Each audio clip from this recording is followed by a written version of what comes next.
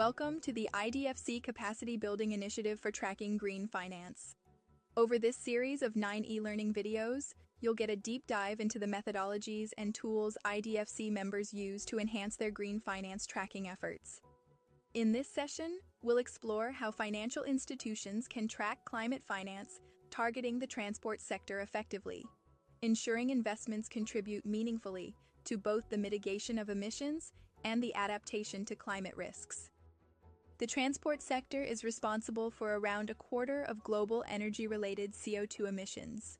To achieve the goals of the Paris Agreement, the sector will require up to $1.9 trillion in climate finance annually up to 2030 and $3 billion a year thereafter.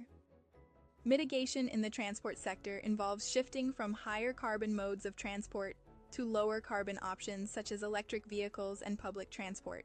It is important to prove that the project leads to a change of uses in transportation towards a lower carbon option, or that there is a substantial reduction in GHG emissions associated with the project activity. Projects that finance electric vehicle infrastructure, such as charging stations, are eligible. However, if part of a larger project that includes infrastructure for transporting fossil fuels, such as a traditional gas station, only the portion of finance dedicated to the installation of low-carbon infrastructure, like electric vehicle charging or hydrogen fueling stations, is considered mitigation finance. Investments in non-motorized transport projects, such as bicycle sharing programs or improved pedestrian walkways, also qualify. These projects encourage active, low-carbon transportation methods that not only reduce emissions, but also improve public health. Now, let's shift to how adaptation activities can reduce the impact of climate risks on transport systems. In the transport sector, adaptation projects are often focused on enhancing the resilience of transport infrastructure, ensuring that roads, railways, and ports can continue functioning in the face of extreme weather events like floods or heat waves. As such, these are often Type 1 activities.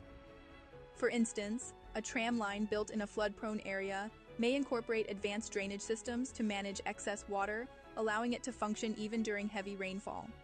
Properly tracking all green finance for transport ensures that financial flows are directed towards projects that truly contribute to climate action, paving the way for a more sustainable and resilient transport sector globally. Thank you for joining us in this session. Together, we can build a cleaner, greener, and more resilient future for transport.